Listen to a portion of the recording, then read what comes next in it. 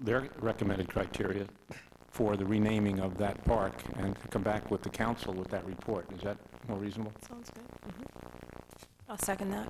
Motion by Mr. Seri, second by Mr. Shulo. All those in favor? Aye. Aye. Opposed? Motion carries 7-0. Now we have a discussion about fertilizer impact upon the waterways. Mr. Moss? On March 7th, Councilman Seri proposed and City Council agreed to request that staff prepare a report which contains a summary of the impact fertilizers have upon surface waters. In October 1995, the Marco Island Civic Association and the Conservancy of Southwest Florida jointly conducted a study consisting of bi-monthly sampling events as well as one storm event sampling for 1 year to determine a baseline assessment of Marco Island's water quality. The samples were analyzed for bacteria and nutrients.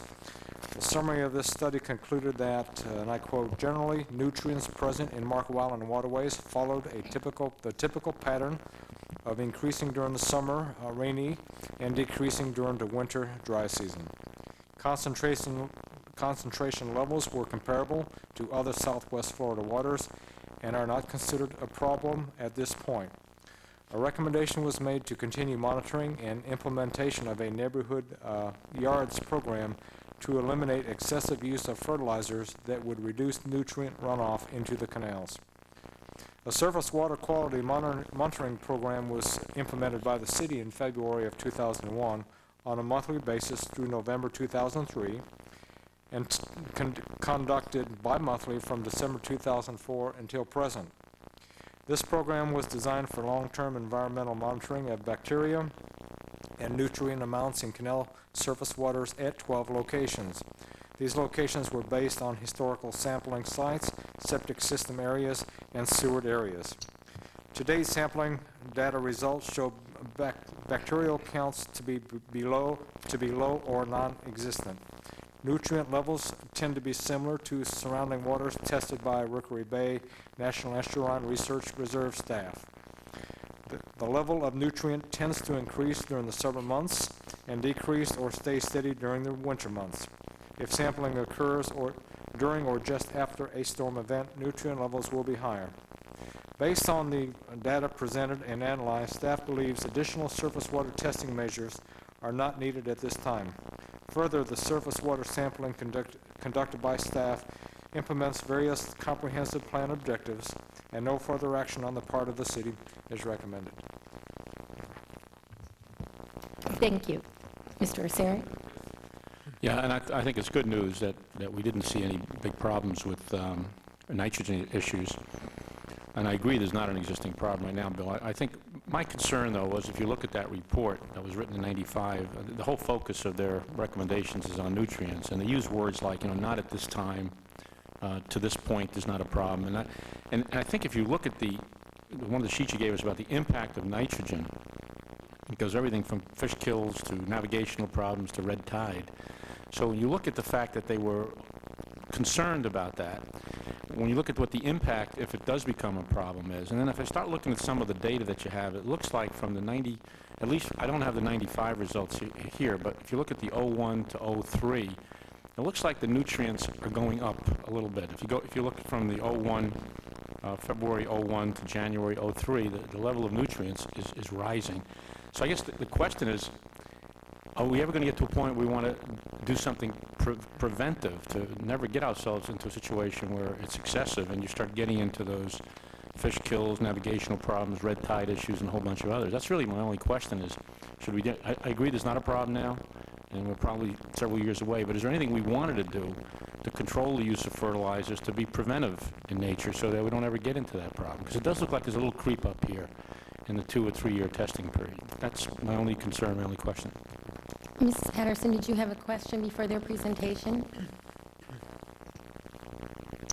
No, actually, it was more of a statement. It was actually very similar to what John said. In looking at it, and I can't tell from the 95, I don't think we have it, but I'd be curious from 1995 to 2001 to 05 if the data would support that, even though it looks like it's still manageable and not a concern at this point, I would suspect that the data would show that from 95 to when we started doing tests again, that there has been an increase.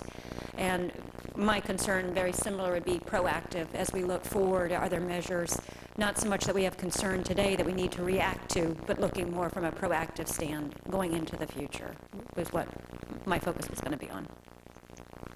Thank you. And Mr. Minozzi, did you have a question before the presentation? I just want to add that to what Mr. Arcieri says, that the fact that we're approaching the sewage situation, and within at least the next 8 or 9 years, we will be getting rid of all septics. I think that'll be a very positive thing for this.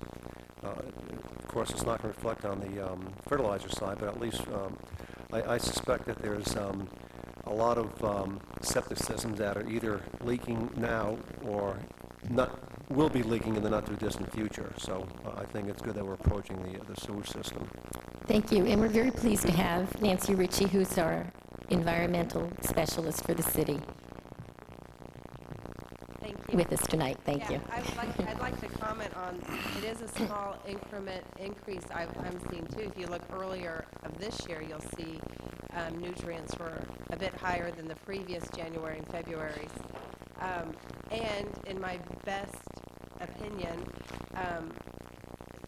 this surface water study was long-term, so you have to look at it. You can't just look at one sample. You have to look at it over time, and we're getting to that point. We have a nice 34 months of data now. But I would say population increase and total nitrogen is the measurement of nitrite and nitrate, and that's a very good way to look at leachate from a septic system because you're looking at ammonia that turns into nitrate in a surface water system. So from looking at some of these during like the rainy months and maybe after a storm event, you probably will see higher nitrogens due to there's more people flushing their toilets in the septic systems.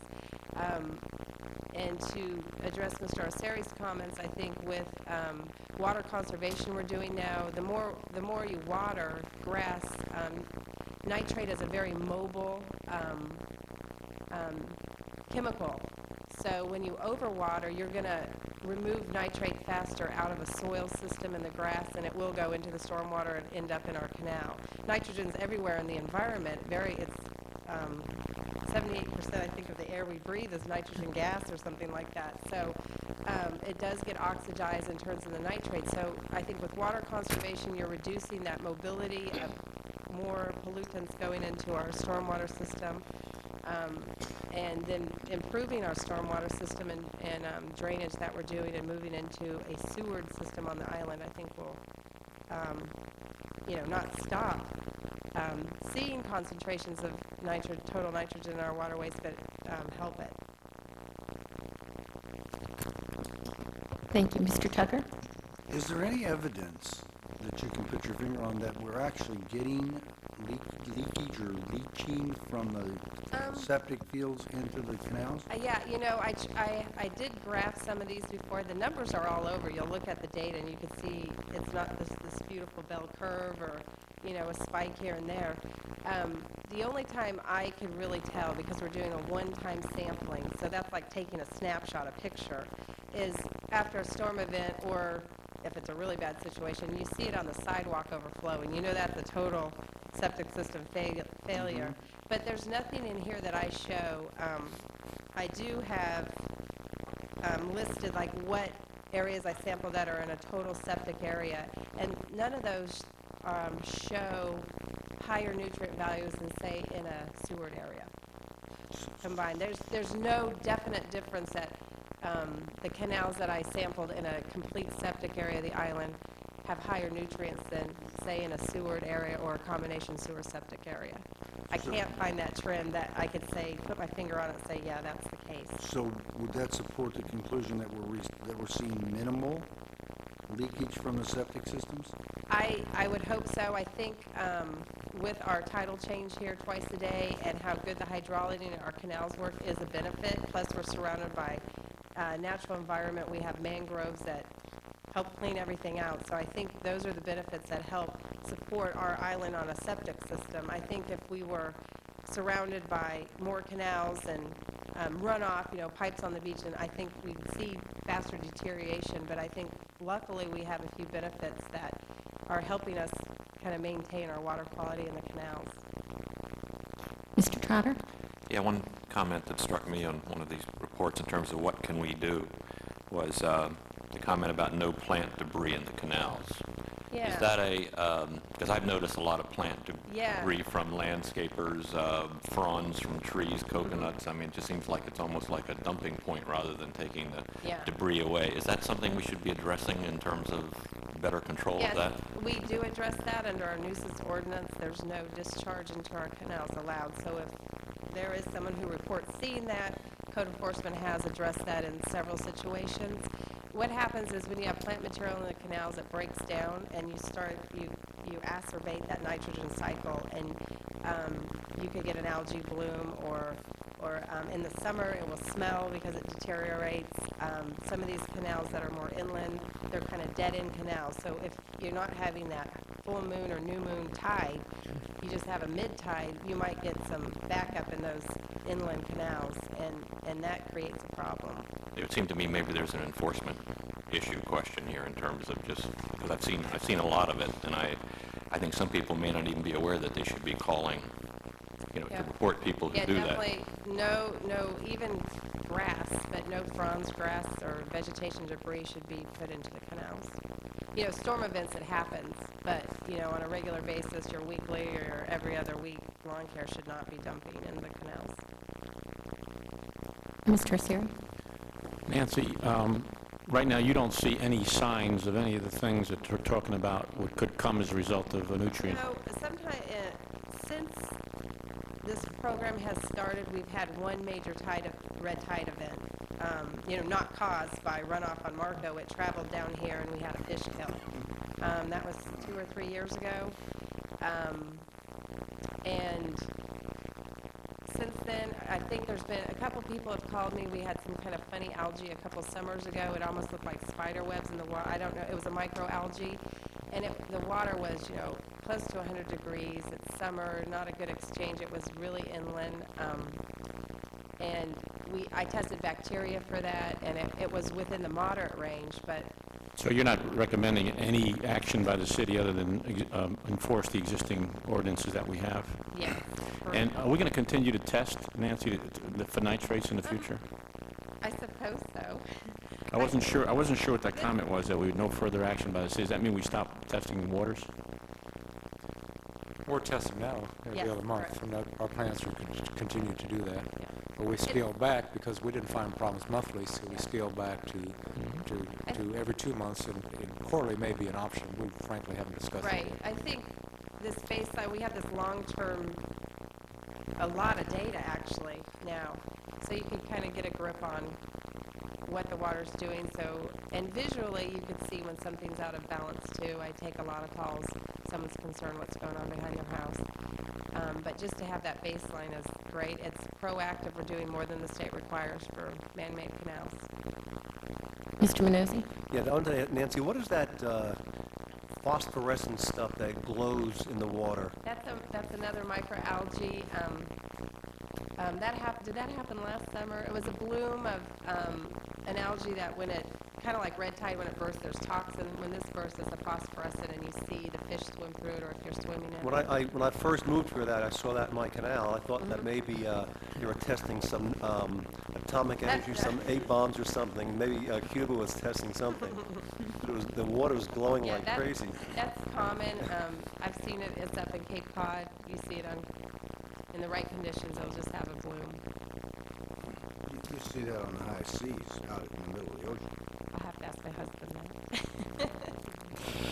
In terms of what you can do, I obtained this book, which is excellent. It's a guide to environmentally friendly landscaping, the Florida Yards and Neighborhoods Handbook, and I got it from the Collier County Extension Service, and they go in quite extensively about what to do to create a Florida yard and managing your yard, and they talk quite a bit about fertilizer And they point out that it's often assumed lawn fertilization contributes to pollution of our ground and surface water, but research has shown this is not necessarily the case, and it really depends on how you apply. And I would recommend to our citizens, the library I know does have copies, and I'm going to give Mrs. Ritchie this copy, so we'll have a copy available, or you can call the Collier County Extension Service for information. Actually, I think we can get that on our website too, because we've got several other books. That'd be great if I can get that electronic version. We'll pursue that. Wonderful. Terrific. The state of Florida promotes that also. Yes, it's published by the University of Florida as part of the Extension Service. Mr. Gutierrez, did you want to add something? Just very briefly to address Councilman Arceri's point, that will be in our budget request, the water testing that we do on a regular basis now, just once every 2 months, that I'll be sending to Mr. Moss in my budget request.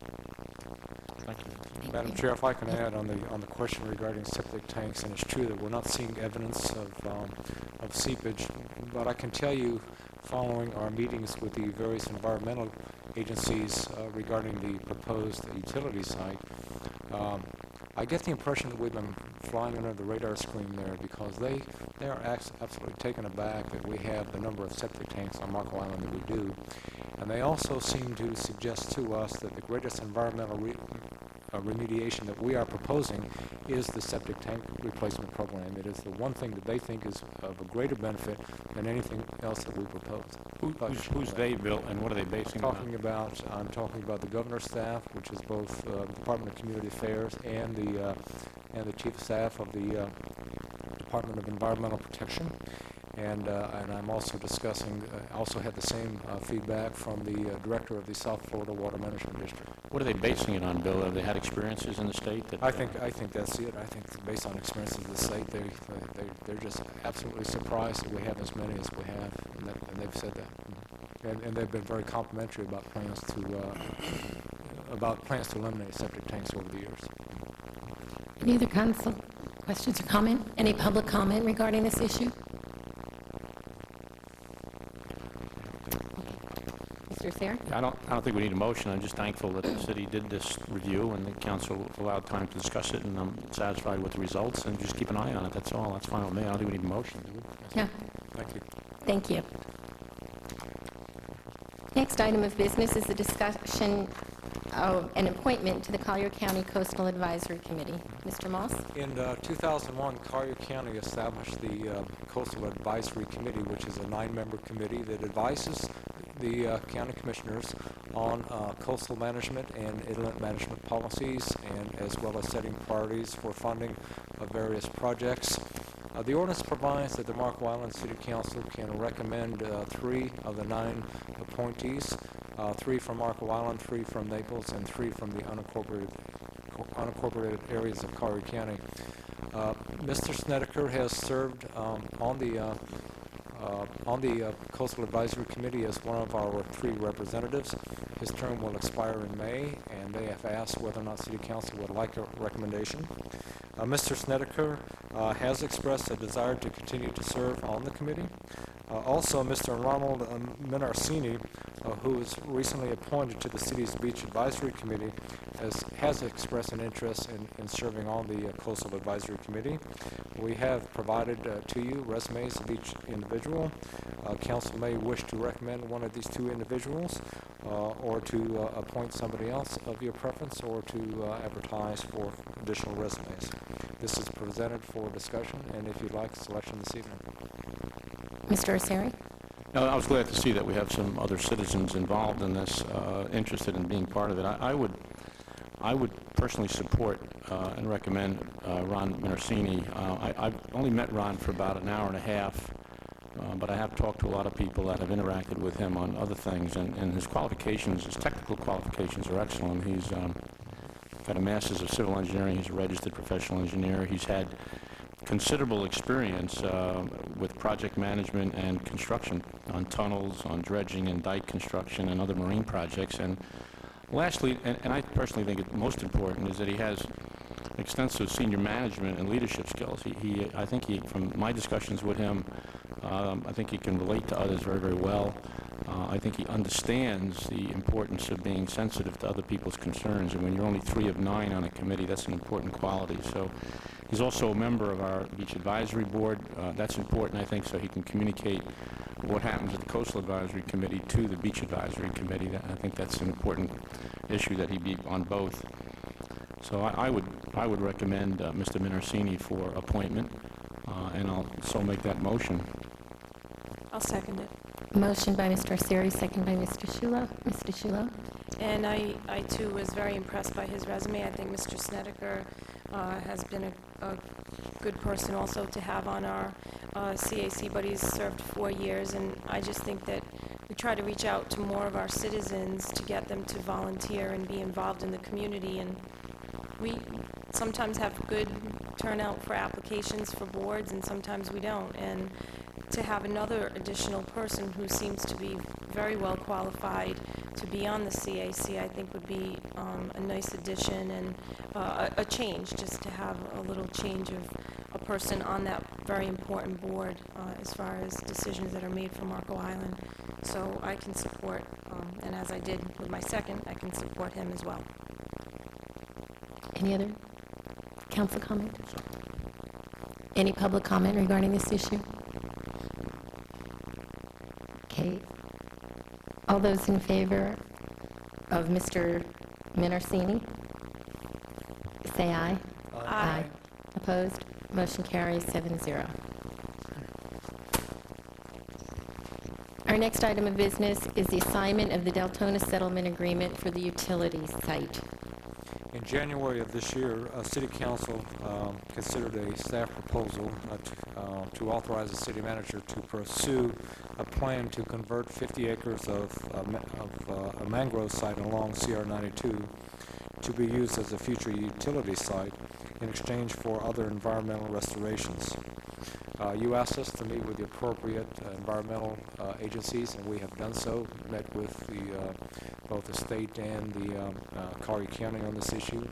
We have meetings established with the 5 environmental engineers that were signatories to the Deltona Settlement Agreement. As you may recall, the settlement agreement that was signed in 1982 was signed by 11 signatories, including the Deltona Corporation. In order to make any changes, in order to pursue this mangrove site, it will require an amendment to the Deltona Settlement Agreement. We have been negotiating with Deltona an agreement that would transfer assign their rights to the city of Marco Island, and they have been very supportive of this under certain conditions. We have prepared for your review this evening an assignment agreement that's already been executed by the Deltona Corporation. Essentially, it gives the city the right to pursue various projects in the settlement area, so long as the Deltona Corporation has a chance to review and respond within 10 days, and they essentially have veto power. If they disagree, they may do so. If they do not act within that 10-day period, then the city may pursue. This may be approved by motion. Thank you. I move that we approve it. Second. Motion by Mr. Tucker, second by Mr. Minozzi. Mr. Arcieri? Yeah, Bill, just for clarification, all this gives you is the right to modify the agreement. You'd still need the 10 signatures or the 9 signatures, is that correct? That's correct. So we'll need 3 of the 5 environmental interveners and all 5 of the state, And Deltona? also on behalf of Deltona. Okay, thank you. Any public comment?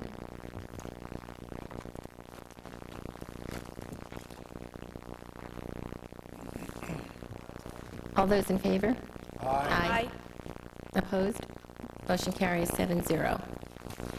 Now we move on to council communications and discussion.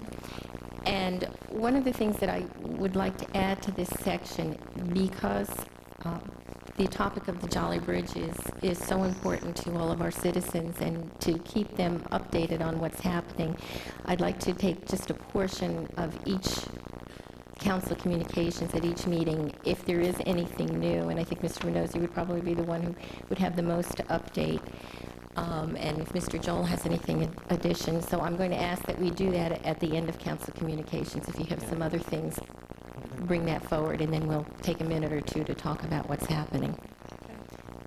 Mr. Minozzi? That's what I was going to talk about, so I'll wait until... Okay. Any other communications or discussions?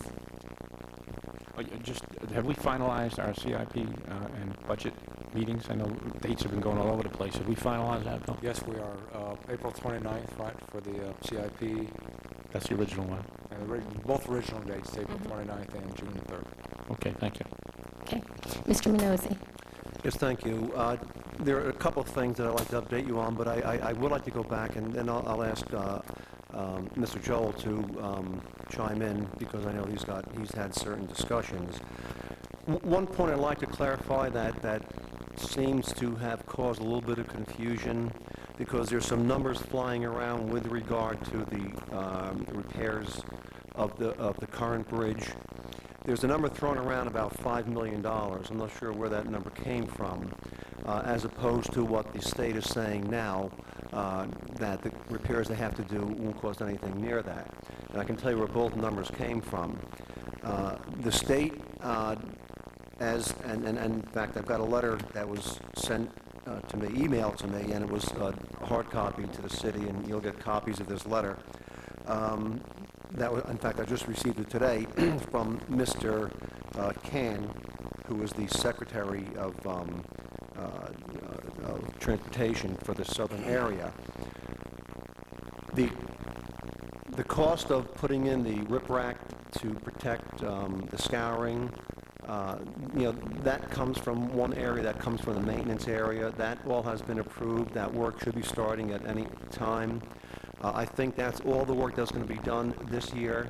He reports to me that this will be completed before hurricane season. And then they're going to do, I still forgot the name, but it's a kind of a electrolysis process that they do on the reinforcing rods that helps prevent certain future deterioration. Ron, you probably know, Ron, you probably know. What's it called? Cathodic protection. That's it. Now you know I can't remember it. In any event, that's a more costly thing, but they expect that to be done. And both of those areas, both of those can be done without any problem with the bridge, without any interruption of traffic. They don't believe that the roadbed is in any immediate danger of any kind of problem. So the work that they intend to do will preserve the bridge for quite some time. The $5 million number that was tossed about has to do with something completely different, and that has nothing to do with the maintenance department. When we first started talking about the bridge, I had reported that the estimated cost for the bridge would be about $27 million. And once they complete the bridge, the new twin bridge, then they plan on rehabilitating the current bridge. Rehabilitating means bringing it up to current standards. It includes adding an additional emergency lane, probably at that point replacing the roadbed, and also bringing the drainage up to current standard, because as you know, as I reported before, you cannot let rainwater just go right directly into the water below.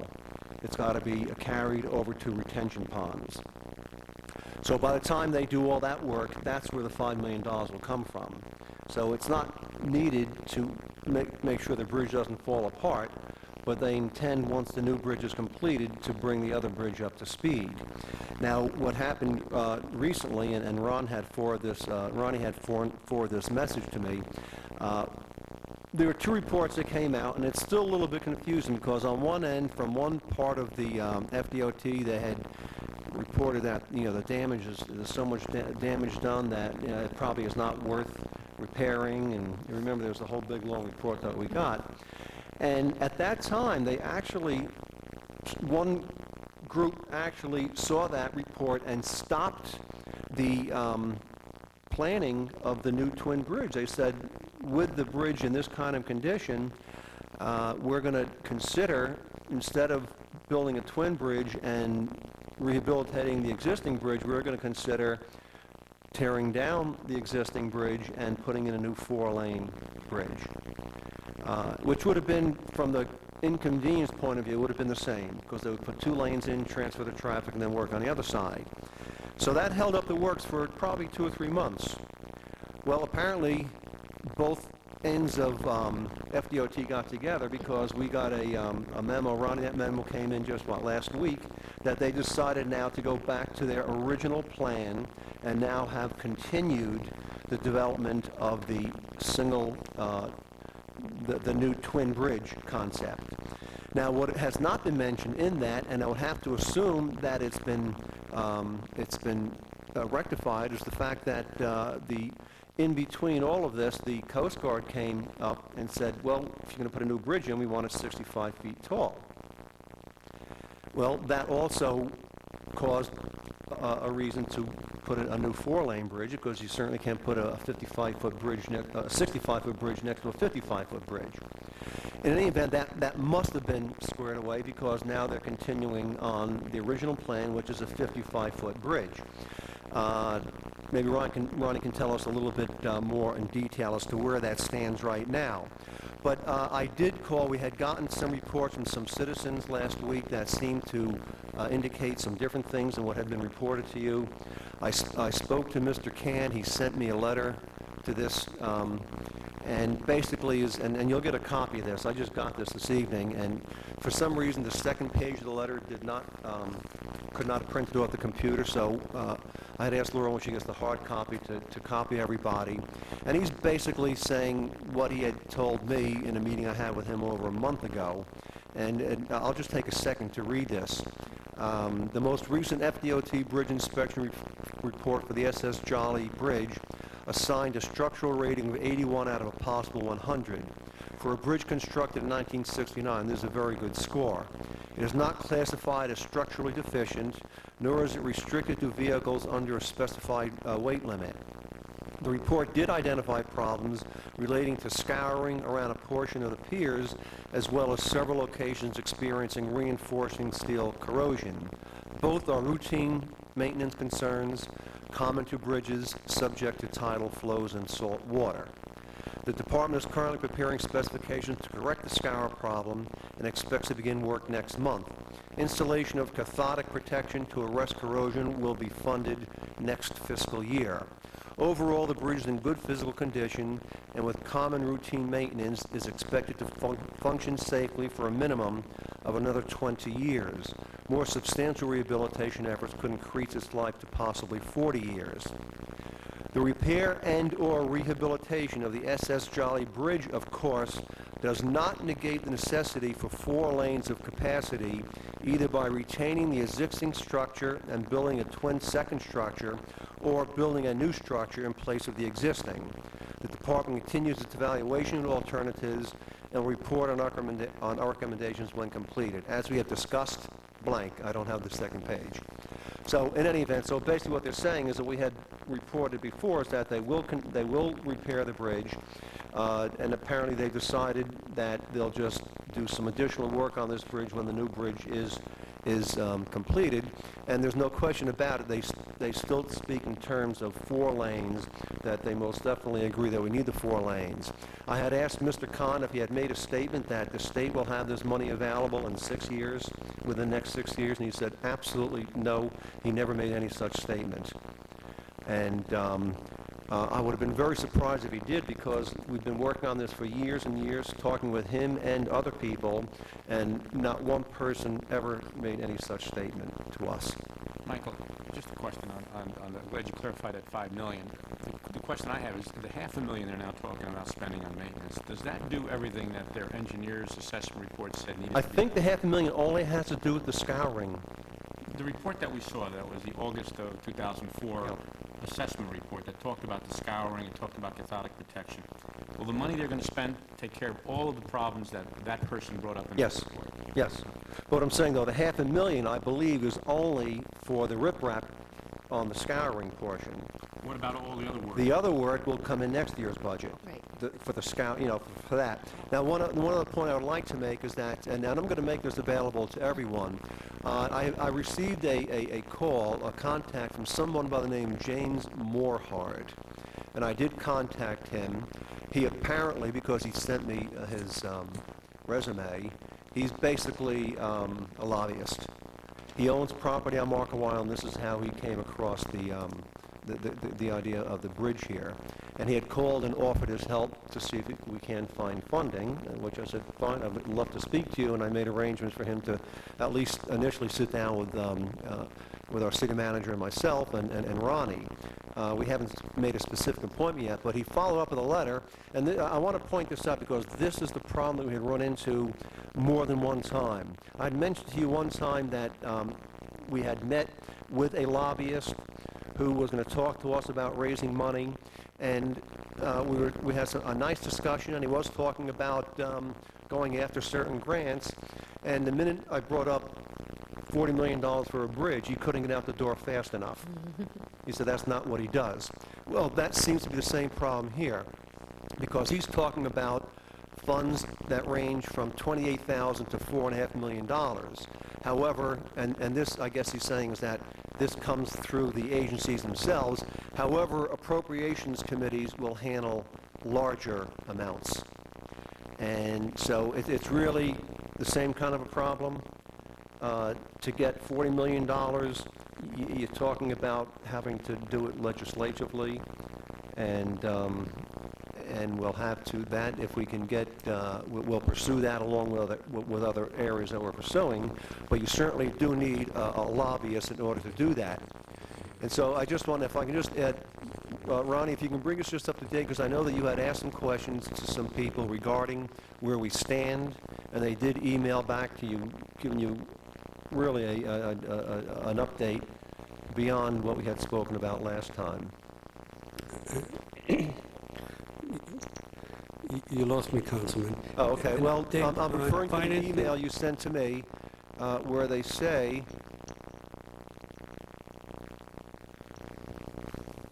Is that the email from Mr. Peranto? yes, I think we all got that, didn't we? Yes, And then yes. basically, they're saying is that they have made the decision to, here we go, the department has completed the cost analysis for the Marco Island Bridge alternatives. If you remember, they were saying maybe 10 to 15% higher. Well, it must have come in a lot higher than that because they've decided to progress with the original design of rehabilitating the existing bridge and providing a new two-lane structure west of the existing bridge. We are still, however, evaluating other alternatives based on when construction funding of the project may become available.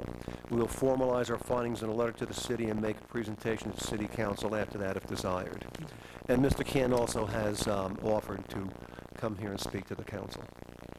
And also, right now the legislature is in session, but as soon as session is over, we will be inviting Senator Saunders and Representative Good. Yes. Mr. Joel, did you want to add anything? The only thing I can report to you that I've been advised by the MPO Executive Director that the state has granted the funds to proceed with excuse me, a financial alternative evaluation study to look at funding schemes, and we'll be moving forward probably over the next 60 to 90 days in selecting a consultant to do that study. But the bottom line, as far as the maintenance goes, is that the maintenance recommendations made by the state's engineer last year, that the state of Florida is going to fully fund that with funds this year and next year to make all of the corrections that that person identified. Is that correct? That's what the gentleman told Mr. Minozzi. I've not communicated with them. Is that the guy we're going to get to come down here to talk to us, so we can just verify that statement that everything his engineer recommended is going to be funded from a maintenance standpoint? Yeah. Okay, thank you. One other item. Due to the very short legislative session, scheduling topics on our agenda that may be coming up in the legislature is not always possible or practical. In fact, Mr. Moss and I have had conversations on two bills that may or may not be in the hopper that we may or may not want to take a stand on. We're monitoring them through the League of Cities.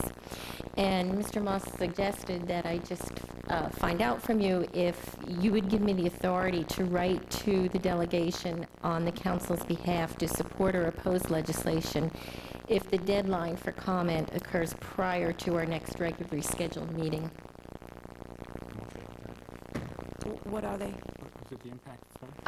I'm saying any legislation that may come up that we may need to comment on. Okay. That's fine.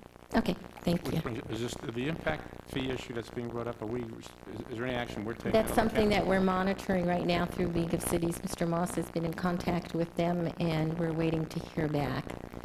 That one, and there also is the other one with the CRS, is it? Because that may impact us, because we were talking about that possibly for El Chem Circle. So we're looking at that closely. Future agenda items? No? Okay. Okay. Public comment for any items not on the agenda?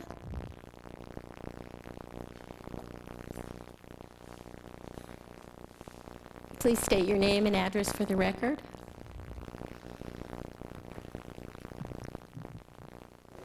Good evening. It's on. It's on. Excuse me. Ron Oyster, Cape Marco.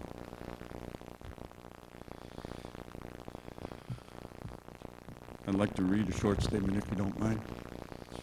As residents, we are fortunate to be able to enjoy the pleasures of a warm and pretty Marco Island year-round. Many visitors are amazed at the charm of Marco Island during the cold weather months of winter, even though the numbers of other visitors sometimes get in each other's way. What many do not see, residents and visitors alike, are the hidden challenges of problems unresolved, undergoing the planning stages of solution, resolve for future completion many years away, and new ideas surfaced as trial balloons just because they are new ideas, with always only one thought in mind: how much money can we spend? Progress must be made because additional residents strain the concepts of, if it is not broke, do not fix it, and everyone needs essentials for a meaningful quality of life. It would seem that the Florida legislature has left the Southwest Gulf Coast to fend for itself. That would mean hard decisions, priorities, and planning. That being said, the new residents bring a lot of talent and money. An excess of talent in the form of AA personalities that enabled them to get here in the first place. Expertise in many fields that could be tapped as expert opinion rather than consultant expenses.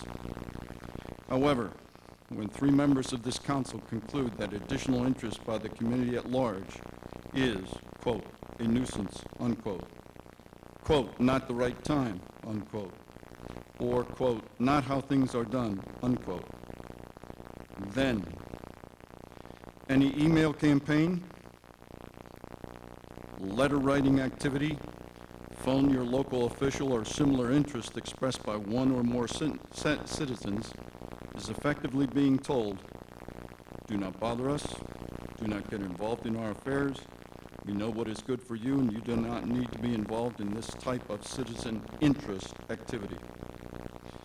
With this as an attitude or an innuendo, it can only stoke the fires of apathy on the part of residents, and a last trip by many visitors, because that place can't handle the number of people.